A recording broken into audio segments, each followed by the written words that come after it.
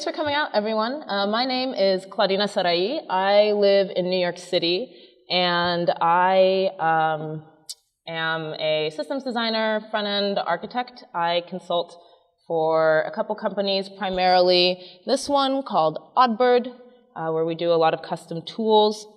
And I also help train and bring teams up to speed that are sort of lacking front-end engineers or may have teams that are more junior dev heavy into better, more performant front-end practices. I also organize the Sass and Front-End Meetup out in New York City, and I'm the co-founder of Sass Conf, which is a yearly conference we've held for the past 2 years. This year it's going to be in Austin, Texas in November, and our CFP is open. So for those here that have worked with Sass or the front-end devs here that are interested, please submit. It should be a pretty good time. And I have to admit, so it was cool to do that little survey and see that we do have some front-end people here when they're like, come speak about Sass at this conference for Java developers. I was like, what? Okay, this should be interesting. It's been really cool to chat with some of the people and see that, style sheets affect us all. Let's get started. So really, it's like, why do we even care about this thing called Sass? And why does it matter?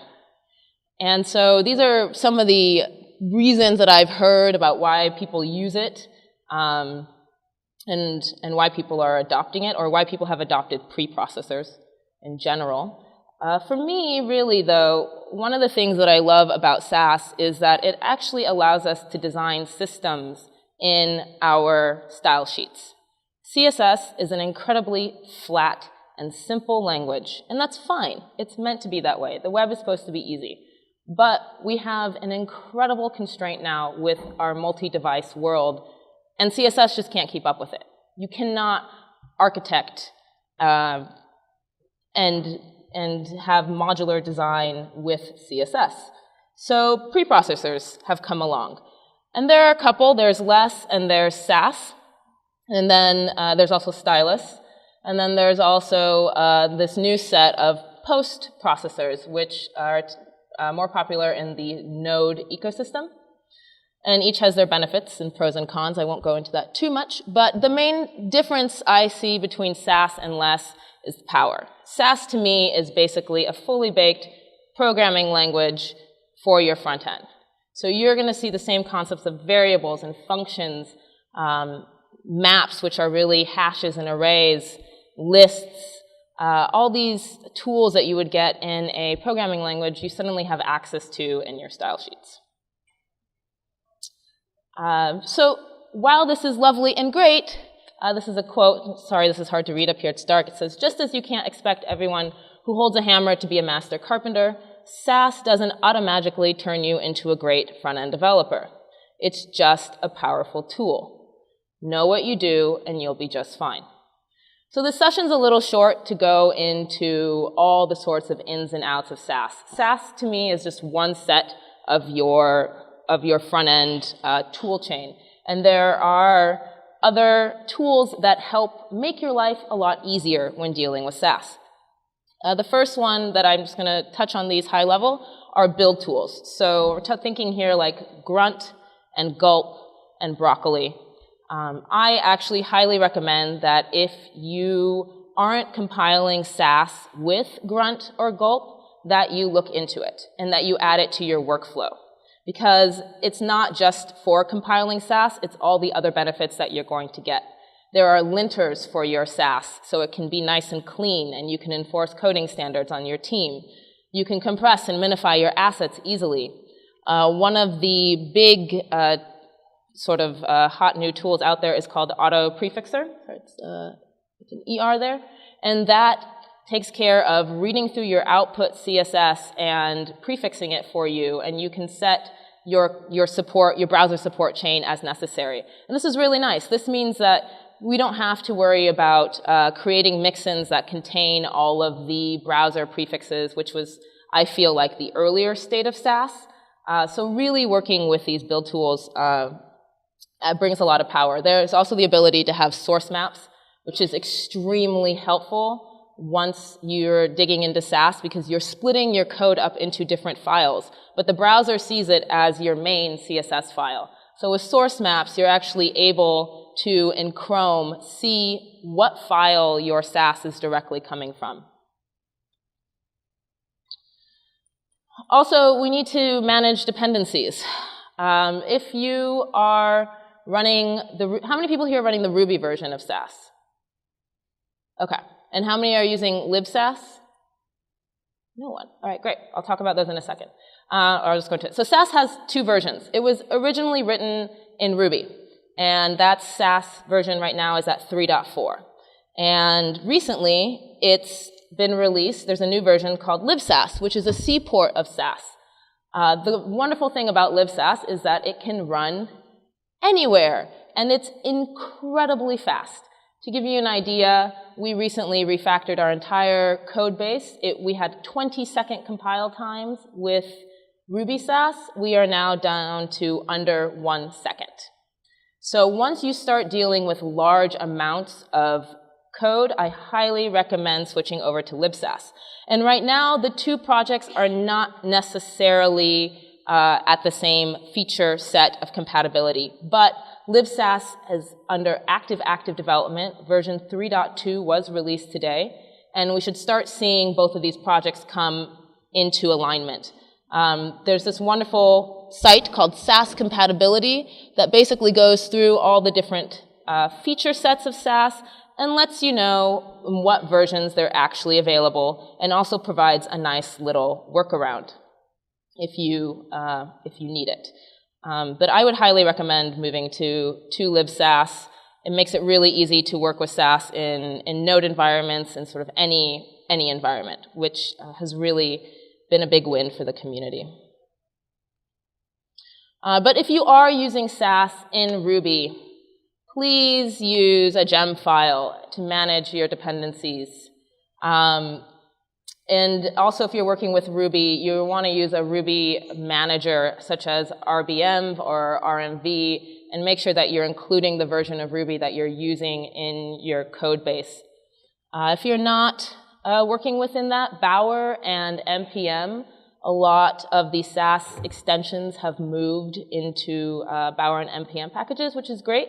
So you can easily pull them into your projects. And when you're using Bower and NPM, just make sure to save the dependencies using the or dash capital D or dash save dash dev. A couple other important things, two more important things. Sass is really more than a technology.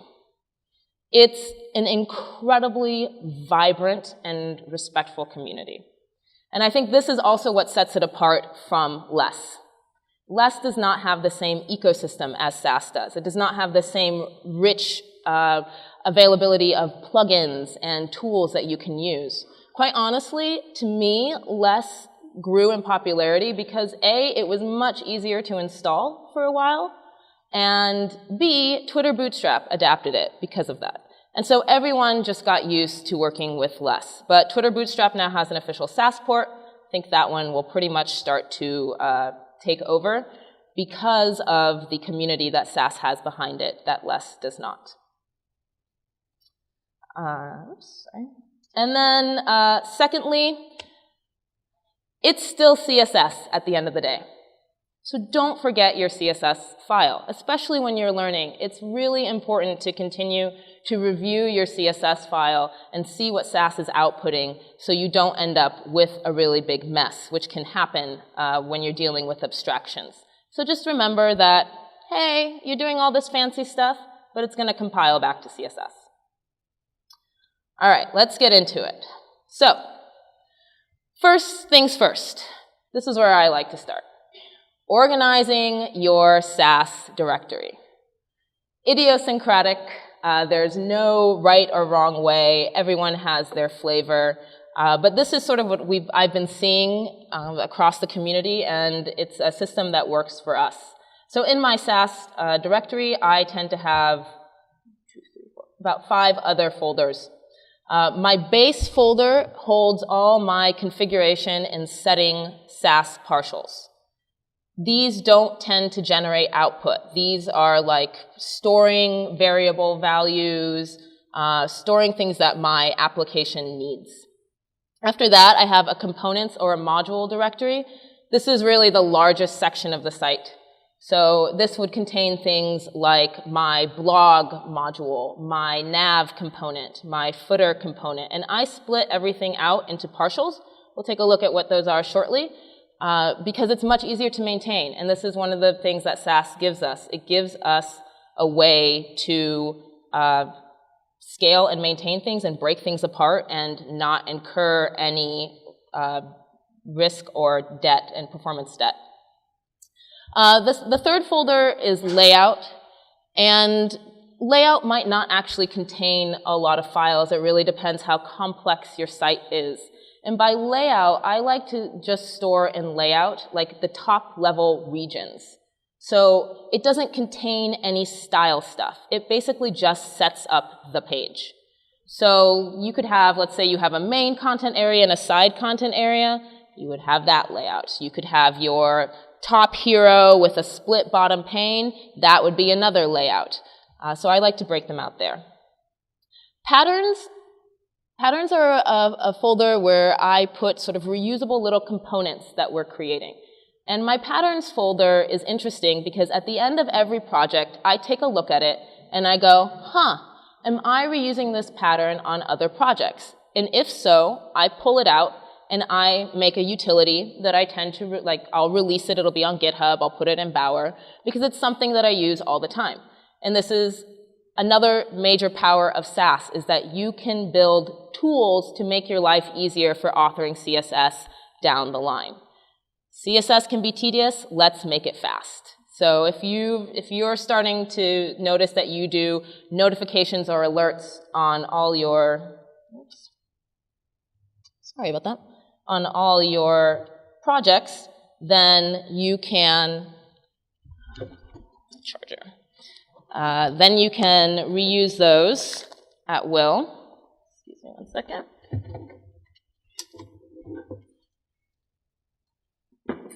My team has built a bunch of utilities for handling things like font face mix-ins and how we're handling colors and how we handle icons and these things that we consistently do across all of our projects that we're now able to codify in Sass and make our own little happy tools.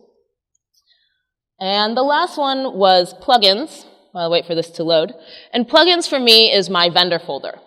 So that's where I put any Sass that's coming from external libraries. That's where, if I'm using Bower, I do not commit my Bower components file. Instead, I have some gulp tasks that grab the main files and stick them into my plugins directory. And I know that everything in there is possibly related to some other library. Ooh, this display changed. One second here.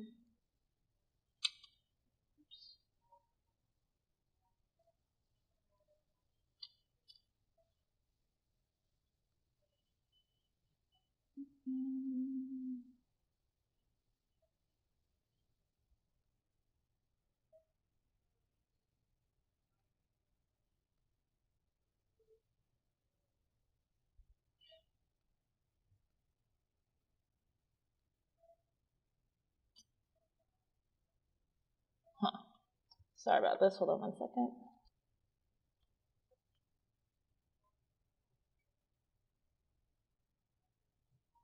There we go. Okay. Okay, so let's dig into this. Let's start with one of the main benefits that you get from Sass. Partials. Partials, you can always recognize they start with an underscore. And basically what that means is the file is never imported or compiled unless you import it. And as I said earlier, they really allow you to split your CSS into smaller maintainable pieces. Feel free to use them liberally. Don't worry about having too many partials. Just make sure you understand what they're doing. I actually like having smaller little pieces of code. And then to use partials, we import them with this @import. The @ plus command is something that you're going to see a lot in Sass. That's how we define a lot of our mixins and includes and extends. And the great thing about Sass imports is they do not create extra HTTP requests. So unlike CSS imports, these have no performance burden. And so let's take a look here at, this is a Sass directory in one of my projects. As you can see, we have base components, patterns, and plugins, and then we have our main file. So this is our screen.css file. This gets compiled to screen.css, and this is actually what the browser interprets. And if we open it, you see that all we're doing is importing all of our other stuff here. So this is how I like to keep my main manifest file. It should be very clean. It's pretty much just a big, massive import. And the one thing to remember is that order matters. So base contains, as I said before, is always our main settings and colors. It has to come before, otherwise it'll throw an error if anything else requires it. So I like to do base, then patterns up at the top, followed by any plugins, and then just list out my components afterwards. This is a fairly simple site.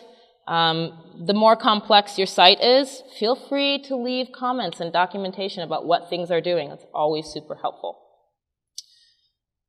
So digging into some of our files, let's take a look at base. These, we've established this convention, and it's something that I really, really like.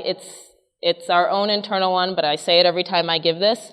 We've now started to append our files with .config, which to us is a simple way of noting that this file generates 0 output. It's just holding like configuration and settings. So for example, we can take a look at our colors here. This is a map. We'll get into these later. A map is basically the equivalent of a hash or an array or a Python dictionary. But this doesn't actually output anything unless we call it. We can go to, let's take a look. This is type helpers that we have. These are mixins that help make ellipses easy for us. We tend to create silent extends for some of our header styles so we can reuse them. But that's what our base directory does. It just sets things up. The other folder or file that I really recommend and like to have in my base is a requirements. And requirements is where we import all of those plugins and any of the third-party dependencies. So if you're using any external libraries like Suzy or Foundation or anything like that within it, I would import it here. We are using, this is our own internal library that we built called Accoutrement. It is available for anyone to play around with. And that's what we have here. So I also really like having a requirements file. And then, so our components, this one isn't that big, but if you're following the convention where you have a Sass file, then you've got your templates and your JS, I like to mirror my components to mirror the structure of my templates or views. So if you've got a blog view, I have a folder called blog in here, and all my partials go in there. And that way, it's a lot easier to know what's affecting what. Patterns, things that we're using here on this site that are, so drop-downs. Maybe we might figure out that this is a pattern we want to abstract into something for all of our projects. And then plugins, this is automatically pulled in via our Bower tasks, and then these are other ones that we have. So this is a convention that has been really nice because when you jump on a project, you just know what's going on. And you can pick what works best for your team. Just make sure that you document it, just make sure that you stick to it, just make sure that everyone understands that it's there, and it's not willy-nilly. The worst thing that you can do, I think, is just throw all your partials into one file and one folder and expect people to understand what's going on.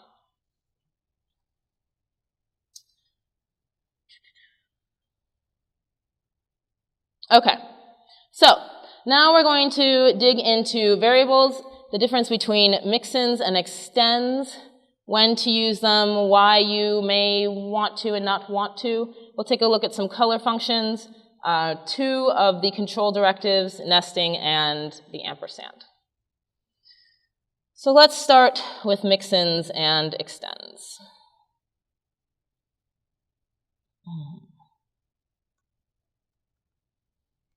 Okay. A mixin in Sass is a way to share reusable pieces of code. And this is how you declare a mixin. You simply write @mixin and you give it a name. So this one is called solid block.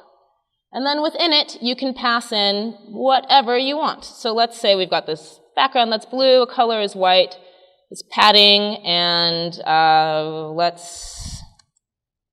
font size 3M, right?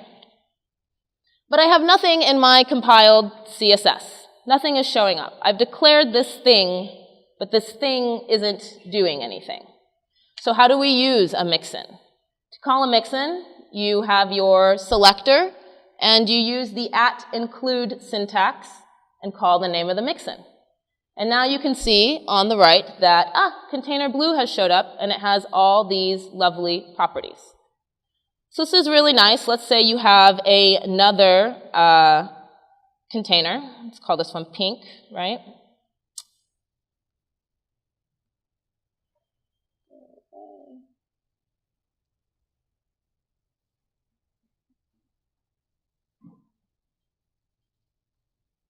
And it's basically the same thing. You want this solid block. Great. You get that again. This avoids duplication. So when you go back through your CSS file, if you see that you're repeating chunks of code over and over and over again, that's a wonderful sign that maybe you should break it down into a mixin, right? But what is actually really powerful about these mixins? Because this is great, like, cool, I can pass this around, but I'm not really doing much with it. And secondly, like, my blocks might not always have blue backgrounds. I want this to change depending on if it's pink or if it's yellow, right? So the power of mixins is the following. They accept arguments. And to declare that you're going to pass in arguments, you put the brackets in, and then you can pass in as many arguments as you want. And so let's say we're going to give this an argument for background color, right? I'm going to call $background. That's the name that I'm going to name this variable, this argument. The $sign followed by any form of text is a variable in Sass. So to set it, all right, so we've got this variable, and now we can pass it in. So now we can replace what we want in our mixin to be controlled by the variable. Shoot, now I've got this error. It's saying mixin solid block is missing the argument. So when you're passing in parameters to your mixin, if you do not define a default, it always means that you have to call it whenever you're calling the mixin, you have to pass in that default. So let's fix it down here. We want this to be blue, and we want this one to be pink. Aha! Now you can see that it's outputted this blue background, and for container pink, the background is pink. This is wonderful. This is really nice.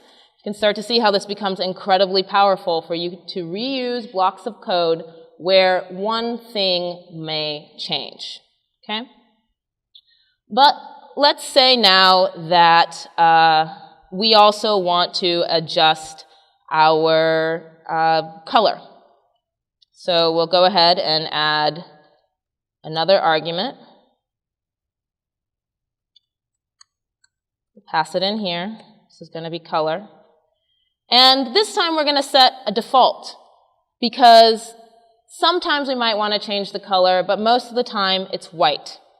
So to assign a default, you just put the colon and whatever you want that value to be. In this situation, it's white. And you can see that our error went away because there's a default assigned to it. So Sass doesn't care anymore that even though we're calling solid block down here and we've only passed in one argument, it knows, it's okay, color can come. So now let's say we want this to be gray, and we'll leave the other one as white. It's changed over there on the left, on the right-hand side. One tricky thing, order matters for in terms of defining your arguments, whether or not, if you're passing in a default, you'll notice that you get an error. The required argument must always come before any default arguments are set. That is just a picky thing that Sass does. So make sure that all your required arguments come first, and then your optional arguments can follow afterwards. Okay? So now let's talk about extends, which are, in effect, very similar to Mixins. They allow you to, once again, share blocks of code. So to declare an extend, this is one of the only Sass features that doesn't really start with an at declare extend when you're setting it up. It starts with a percentage sign. And these are called, right now these are called silent extends or placeholder extends. If you've worked with less, you know that you can extend a class, and that works. You can do that in Sass. I'm going to show you why that is dangerous and why you should just always use these silent extends if you use them. But now, okay, so now I've got solid block as an extend. Let's go down here to our pink container. And let's include it. To use an extend, it's the at directive, followed by extend, followed by the percent sign, and then you call it. So here it is down here, our container pink, same thing. So one of the main things that's different from extends to Mixins is extends don't take arguments. So you cannot pass in anything. This will always be the same chunk of code, which is fine. But here's their power. Let's say that we have this other container.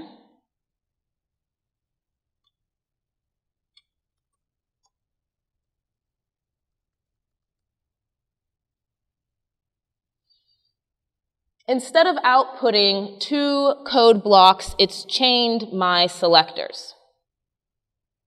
So the result is, it's as if in CSS as if you're just chaining a bunch of selectors to your properties. Honestly, the debate is out what is actually more performant at the end of the day. If you are gzipping and minifying your files, gzip loves repeated code. It compresses that down to nothing. So, in terms of maintainability and to avoid some of the errors and problems that can happen with extends that we'll go through right now, I actually recommend using Mixins whenever possible. Default to a Mixin over an extend unless you really need to. As I showed earlier, we tend to use extends for typographic styles so that we don't have to, in our HTML, do things like add a class called h1. We'll just extend the style h1. But we really have minimized our use on extends just because the trade-offs are up in the air. So let's start to see what can be a little bit dangerous with extends and why we might not want to use them. So we've got container pink and container yellow. Let's create our new one.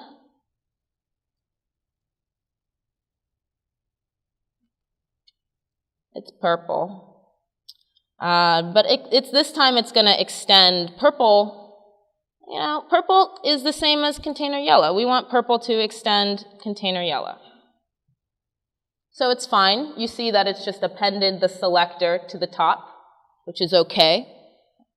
But now, let's say that you're working on a team of multiple people, And your developer doesn't realize that you've decided to actually extend the class container yellow and has come in here and decided to add a bunch of other stuff to the yellow container. We add some content, adds a giant font size.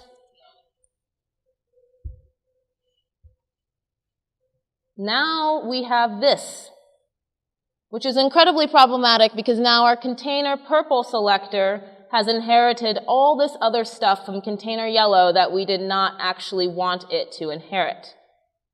So this is the danger with extends. When you're extending classes. Okay? So this is why if you're using an extend, I would never, ever, ever, ever, ever extend a class. Just use extends and make sure that you're using the silent percentage. All right? Any questions about mixins or extends before I go on? Yes?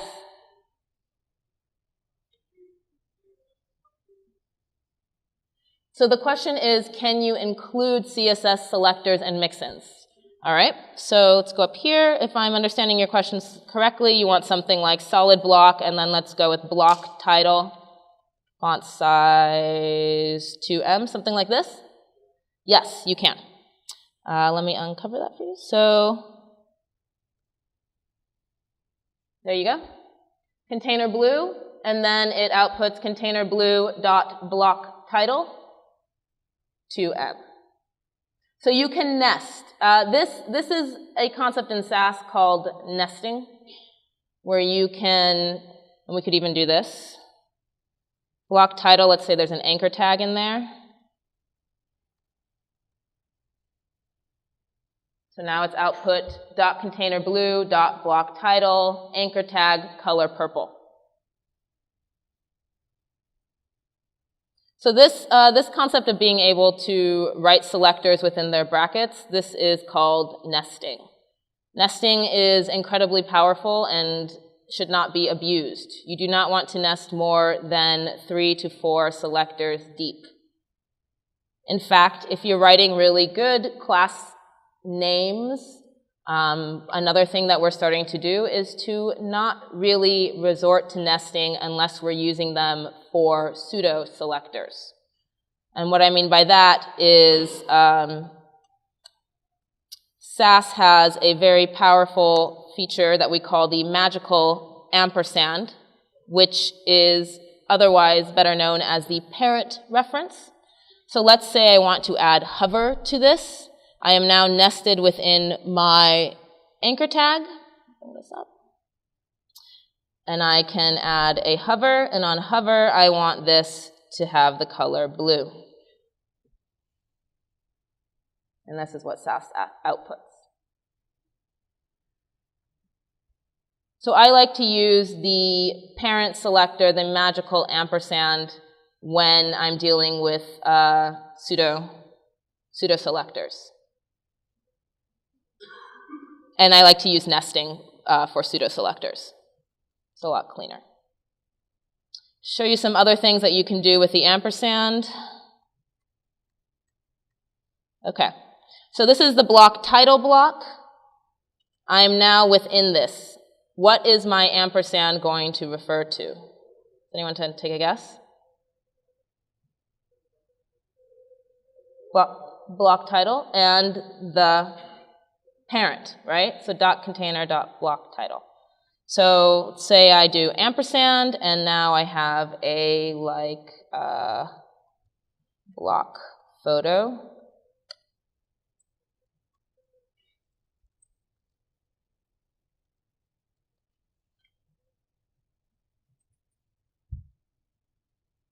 You can see here that it's appended block photo. It's I'll show you some more examples with the ampersand and when you want to use it. It's got the other main sort of powerful thing about it is it doesn't matter where it goes. So now I've created a class that's block photo dot container blue selector block title because I've placed it at the end and it's referring to the parent. All right, any other questions about mixins or extends?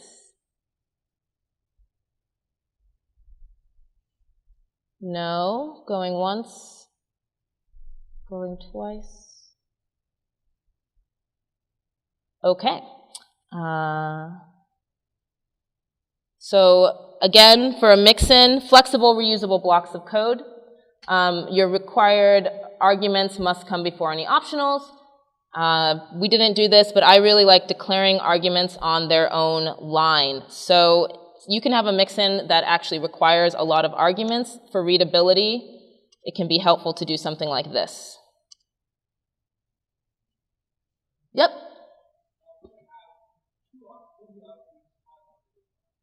If both arguments have defaults? Great question. If you only...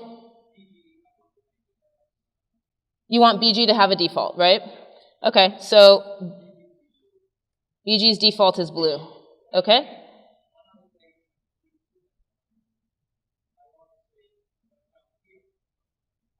So when we're declaring it,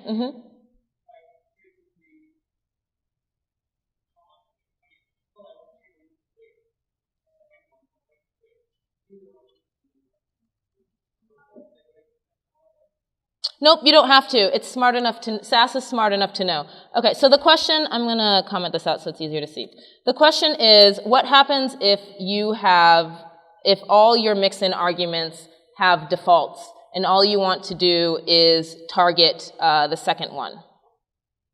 So what you have to do is, you don't put a comma, but if you're targeting the second one, you actually have to be explicit and declare what you're setting it to. So in this case, it's color. Otherwise, if I don't, Sass just goes in order and it says, that's the background. All right? So it's also just good to get into the habit sometimes of actually passing in the name of the argument into your mix-in. It saves everyone the hassle of guessing and having to go back to your documentation. Great question. Any other questions? Okay. So we talked about extends. It's really reusing code without adding any extra bloat to your CSS file. But again, gzip, minify, compress, it'll be okay. Use wisely and carefully. All right, let's talk about functions and also do a little bit more refactoring work here on some notifications.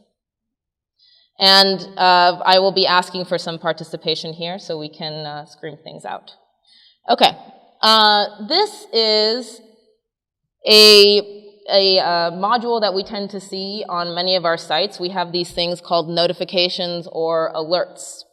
And we tend to have multiple of them. We have success, we have warnings, and they share a lot of reusable code. So here you can see that we have our base sort of class notification that is setting things up. And then every time that we have a new notification with a new color, we're declaring a bunch of values again. So this, immediately, when I see this in a CSS file, I'm like, things that can be refactored. This looks like the same declaration over and over and over again. So these are both great candidates for mix-ins. One other thing that you'll notice here, and we'll talk, and this will come into our functions, Sass allows you to use a wide range of color manipulations, and you don't have to use just hex or RGB. I like HSL. How many people here are familiar with HSL? Okay, a little bit. Basically, the color wheel is a spectrum from 0 to 360.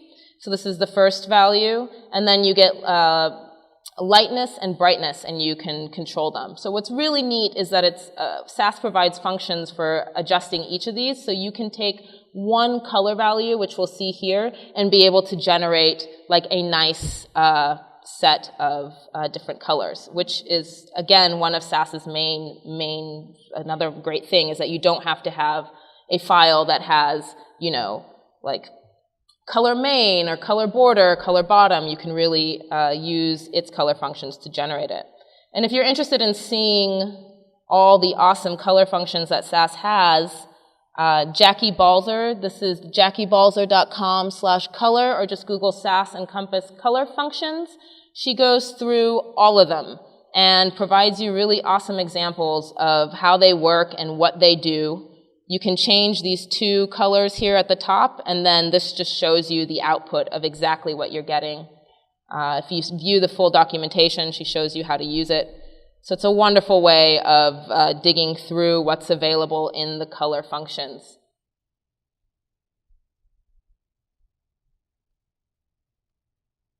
Okay, but let's get back to our refactoring here. So, first things first, how to approach this. So there are really two things that we see here. We have the structure of the notification, and then we have the style of the notification. So I like to separate that out into two separate mixins. You could do one giant one, but again, harder to maintain. So let's start by creating one for the structure. So how do we create a mixin? At mixin, right. Okay, so let's call this one notification structure. Bingo. All right, and let's look in here what things we could pass. So border radius, let's get rid of that. That can go in there. What else can go in here? This is pretty much the same. We're not going to change the fonts much. Oops, daisies. Did that just go away?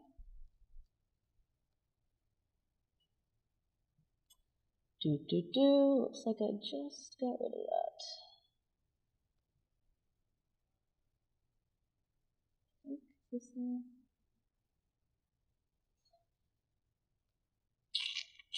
This is the problem of Incognito.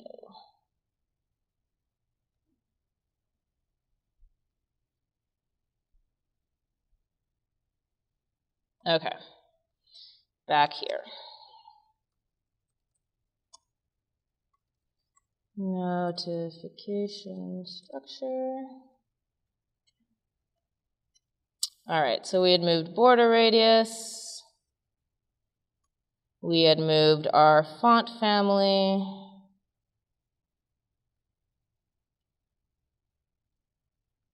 And what else can we remove from here? Line height, text transform, padding. These all look like structural things that we can get rid of. Wonderful.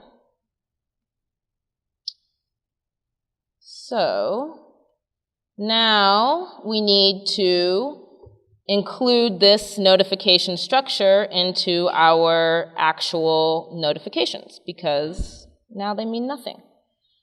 So now we can call, how do we call our mixin? At include.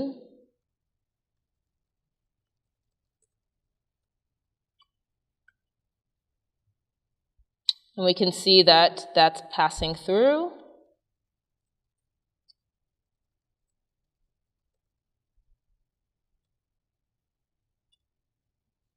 Wonderful. So we've got our structure. Now let's create another one that deals with color. So once again, notification color. And this is where we'll pass in all the color thing, the styles that are getting manipulated. And now we'll replace these.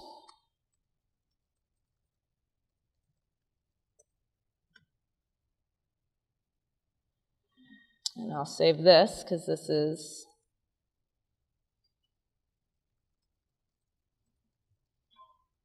okay. So now we've set it up where we have these two mixins. One is for structure and one is for color. But this isn't pretty fun because we have info and alert. We actually need our color mixin to accept some arguments, right? So we could have it accept 4 different arguments. We could say we want to set a color, a background color, a border, and a text shadow, but that's really unmanageable. We're going to have it accept 1 argument only, and we're going to use functions to generate the rest. So the only argument that this is going to accept is a color. And I will go ahead and set it to this. So here's where we can start using variables. To define a variable, it's a $. Let's call this base color. This is our new base color, and we'll set color to base color. And now I need to make sure that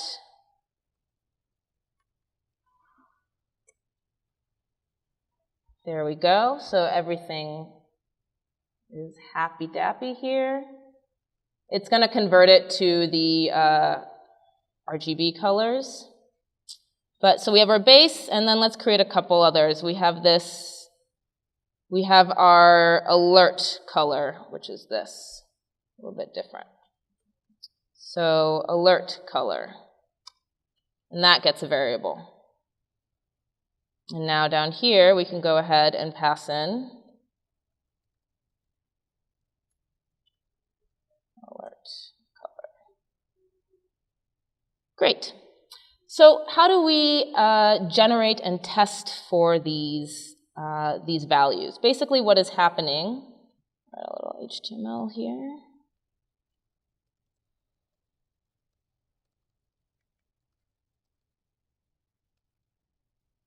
Oops.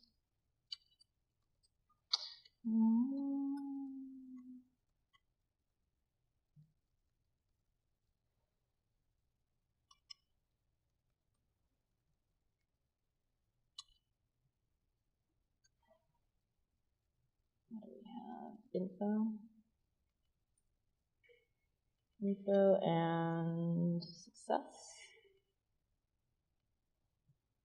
Notification.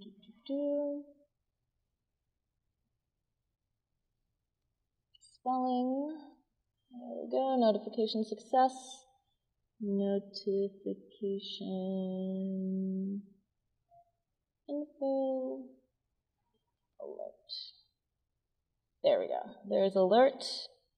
And here is info, and info needs a color.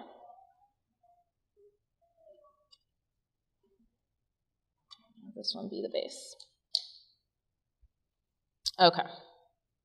Oh, looks like there's a...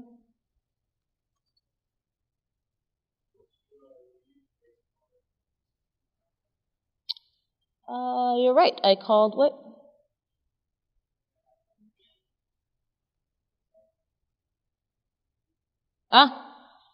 I passed in the value incorrectly. It should be color. Thank you.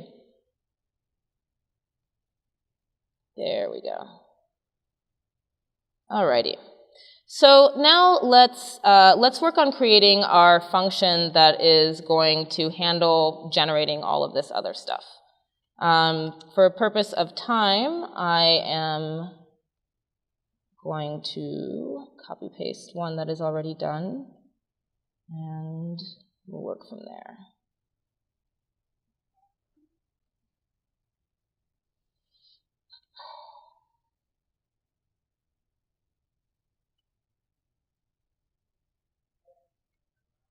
Okay, so much like any of the other directives in Sass, function starts out by declaring the @ function, and this says that, hey, we're about to start a function here.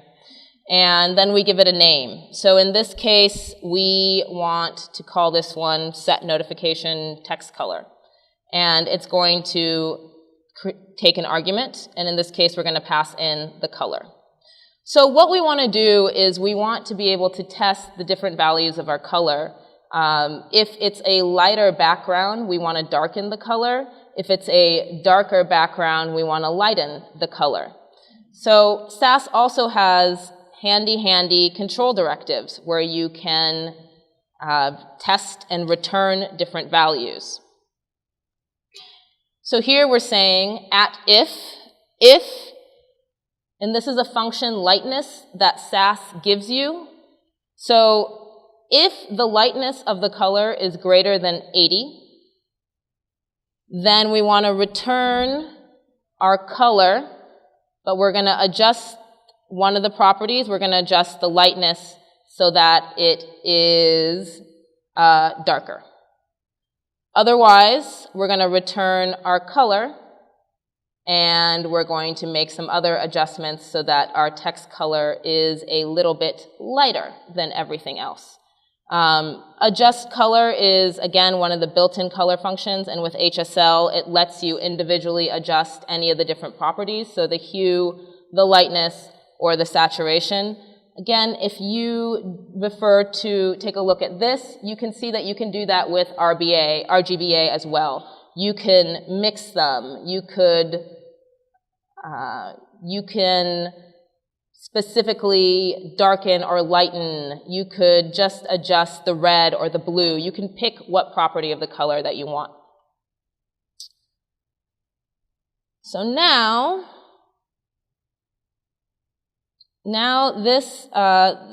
we have our function that works. And the way that we use functions a little bit differently than Mixins, which we just kind of pass in all at once. We will go to our notification color. And what we want to change is, actually this should be this.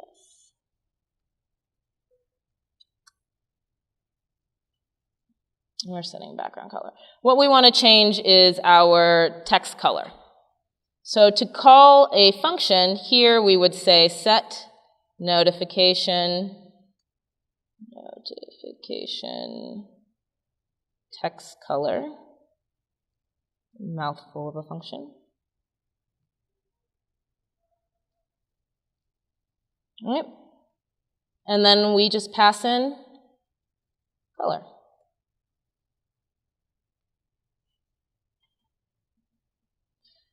So this is how functions work. When you see functions, they are always passed in after the property that you are changing. So HSLA, this HSL function, this is actually a function. And you can see that adjust color is a function.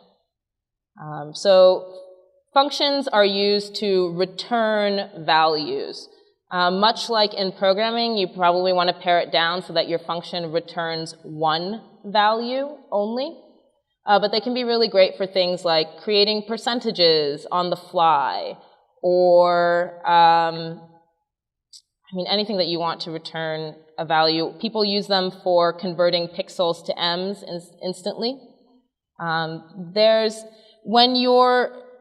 When you're debating between functions and mixins, if your mixin is really only like returning one thing, you can try to see if you can refactor it into a function. All right, so now let's take a look at some of these and play around. If we, base color, notification, all right. So if we take a look, just to review what we've done here, our notification color, or actually the juicy stuff of this, we pass in one variable, which is just our color. We set that to our background. We're generating our text color off of that. And you can also do a bunch of other things where you can generate let's just use this here. If you wanted to tweak your border color in any certain way, or your text shadow, you could do that. But for now, we'll just work on the text color that is actually changing.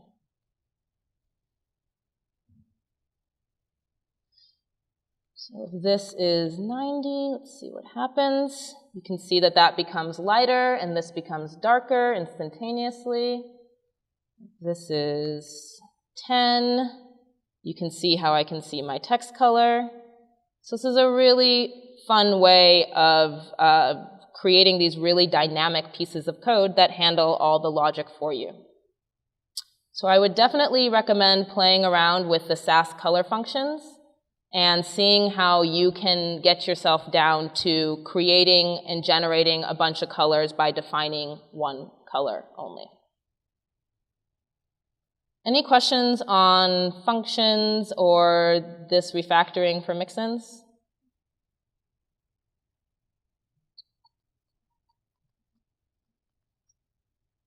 Nope. Okay.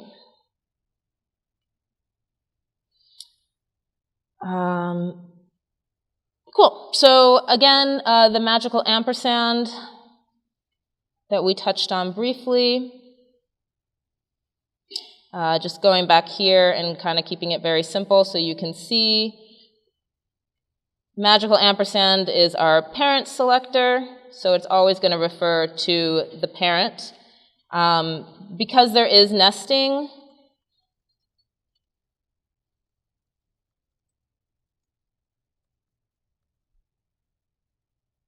this is equivalent to this. It doesn't change. But if I were to put this selector at the end, who wants to take a guess what my new selector will be? There we go. Block title, container blue. So a powerful little helper there for referring and grabbing whatever you need from the parent. All right, let's take a look at our last set here, which is maps, lists, and control directives.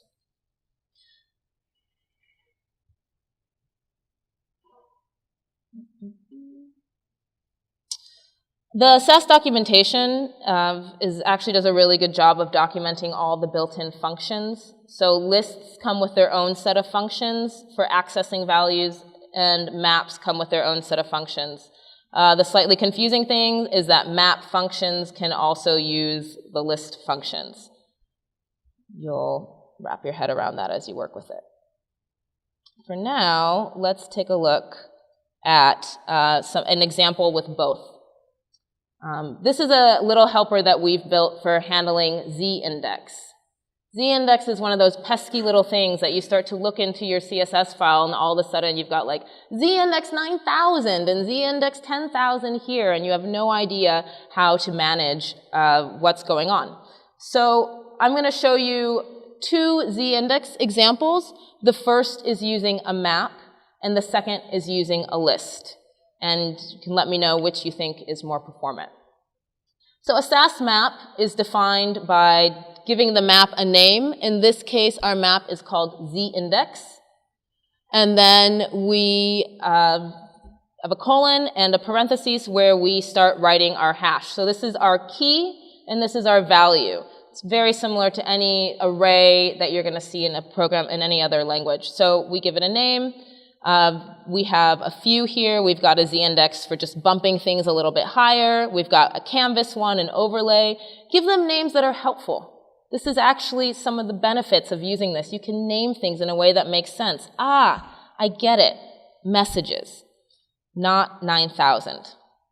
And then to access our ZIndex, we've created a function. And the reason that we've created a function to do this is because if we didn't, every time that we would want to use our ZIndex, we would have to do something like this. We would have to say MapGet, which is the Sass function for retrieving values from your map, pass in the map that we want. In this case, it's ZIndex. And then we would pass in the layer that we want. And in this case, let's say we want sortable. So it prints this out for me. But this will get really tedious and annoying if every time I want to use ZIndex, I have to call MapGet.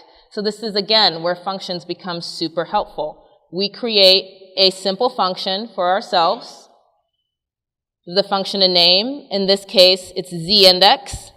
and it's going to take one value only. We just want to pass in the layer. I don't care what this number is. I just want to pass in the number and the name and get the number out. This is really just a helper and a consideration when you're writing functions, as in any other language. We want to throw a nice, helpful warning message. Otherwise, we don't really know what's going on. So if I didn't have that, and I did this,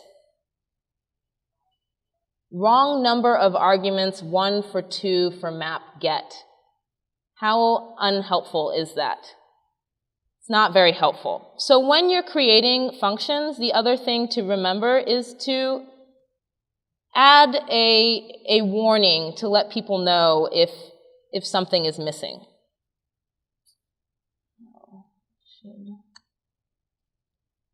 So here we have, if the map, in this case, okay, I'll have to show it when we actually get there. In this case, what we're doing is we're saying that when we call this function, if the map does not have the layer, spit out this warning that says, oops, we didn't find this layer in the map. This right here is how we interpolate variables in strings so that it actually prints the value of the variable and not prints. It doesn't print layer. I'll show you this in practice soon. So we've declared our function, and all we're going to return from the function is basically what we're typing here. We want to pull from the map ZIndex the value of the layer. So to use this, instead of calling MapGet, now we just call the name of our function ZIndex, and I can pass in what I want, sortable. And it gives me the value for sortable. If I don't pass anything in this time, function ZIndex is missing the argument for layer. So nice. Or if I pass something in that doesn't exist, like house. Oh, it didn't warn me. That's funny. That looks like a bug in Sass. All right. Well, I'll have to file that. Should warn you. But now you can see that we have this nice little handy method here of grabbing our ZIndex, and anytime that we need to add a new ZIndex value, we can extend our map. So this is okay. It works. This is a little sore to the eyes when you're reading it. ZIndex sortable. So we thought, how can we clean this up, and what can we use so that we don't have to constantly be declaring these values? Here's where a list can become helpful. Let's take a look at this other method for ZIndex. In this case, we're creating a list. And a list looks very similar to a map, with the exception that it's just comma value separated, or comma value separated items. So we don't have this key value structure before. But the great thing about lists is that every item in the list has an index, which means that it has a number. So this is the first, the second, the third, the fourth, the fifth, and so forth. And what we've done here is, instead of creating a function, we decided to go ahead and create this as a mixin called ZIndex. So anytime that we want to use it, instead of having to write something that's redundant, ZIndex sortable, we can just say @include ZIndex, which is a lot easier and more readable on the eyes. A lot of deciding whether or not you want to use a function over a mixin over extends comes down to the authoring and reading experience of your code. Look at it and be like, how legible is this? How easy is it to maintain and type? So let's step through this. We're creating a new mixin here called ZIndex.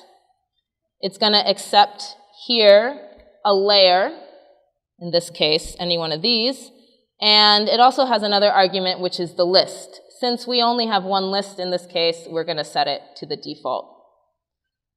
And here we're using the index function. The index function in Sass returns the position of the list. So we can see here, returns the position of a value within a list. You pass it the list, and it gives you the value.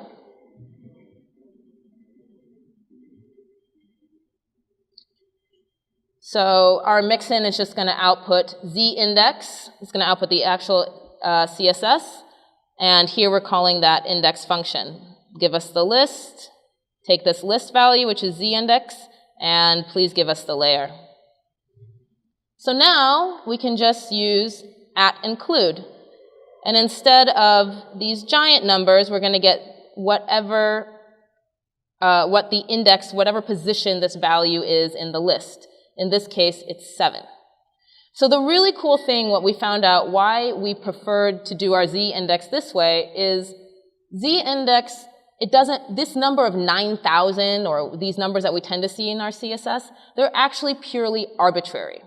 As long as you just know and order your list accordingly by which element needs to be the highest above, this takes care of it for you. And instead of having to give it a key and give it a value and remember what these values are, the only thing now by using a list, you just have to remember which should come first and which should be higher than what.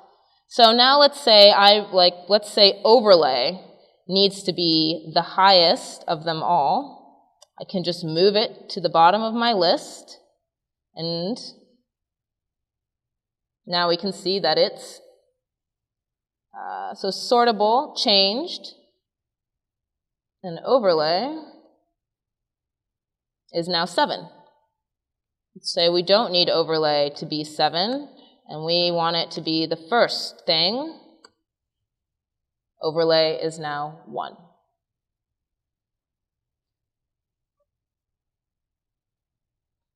Any questions about lists and maps in this context? Okay, let's work through a few other examples, which I think will be helpful for sort of driving these in.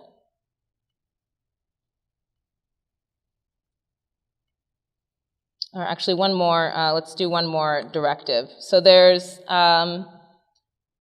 the for and the each directive. So as I mentioned before, some of the other good things that Sass is good for is for taking care of generating tedious amounts of code for us. If you see something like this in your file, this is from a pull request that I got that I was reviewing, and I was like, oh. And they put a note above it, and their note said, refactor this into a mixin. And I wrote back, how does this get refactored into a mixin? There's no way. There's nothing really interesting about this. We're just, in this case, this is from SVG, so these were setting some colors. What we should be doing is never, ever, ever writing code like this again, because we don't have to. So let's look at the for directive, and we'll play around with this and see how it can be used with lists as well. So I want to use Sass to generate all this code for me. So what I'm going to do is basically say,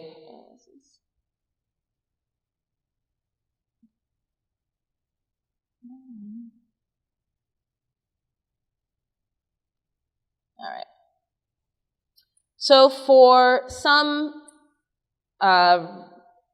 value from this number 2 through, well, here I have 18. There are 18 paths. I want Sass to output stuff for me. So what I want it to do is to basically build these classes. So I'll grab this to start. And now this is where I can have fun replacing it.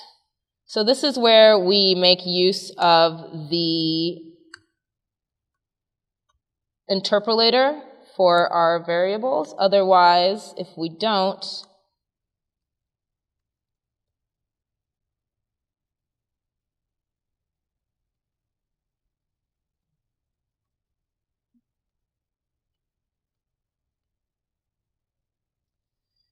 If we don't, we'll get an error. So if I don't interpolate I,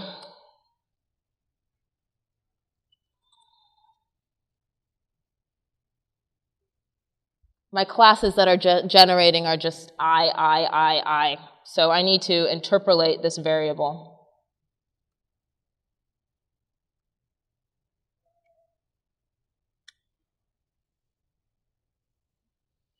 And now we can see that Sass has done all the hard work for us and generated all of our classes.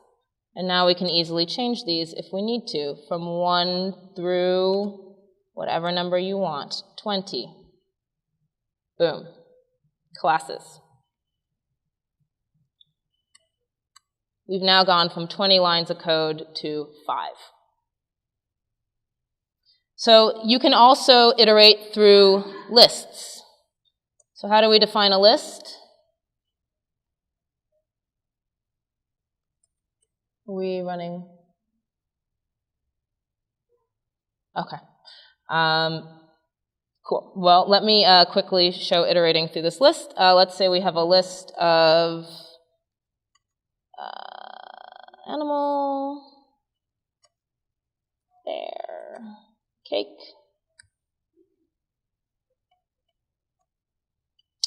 So for the value, this is where I like to use the each function, which is basically for each of the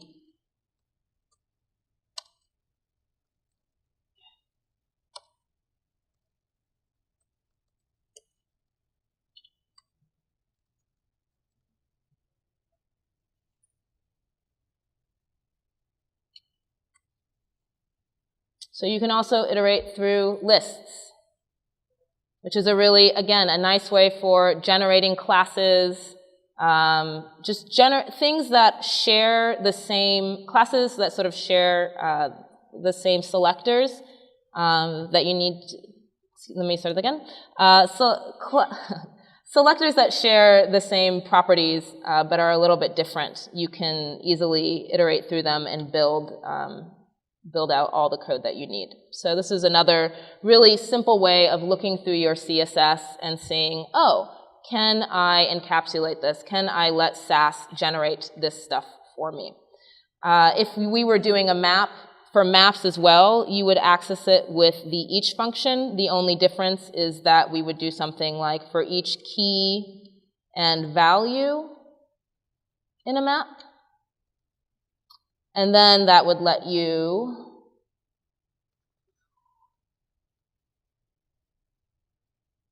show you quickly. Say we have our ZIndex map. And here we want our key. And this we want as our value.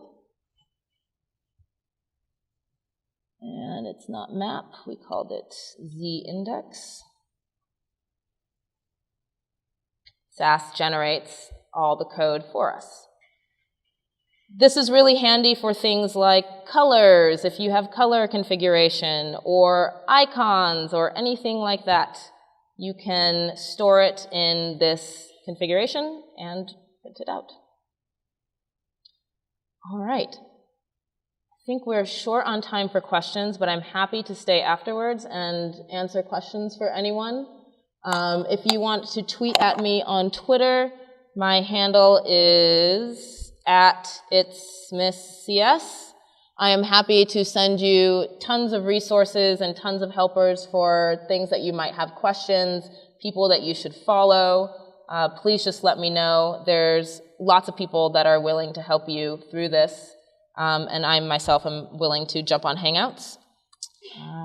So yeah, please just come up if you have questions, and I'm happy to answer them afterwards. Otherwise, thank you so much.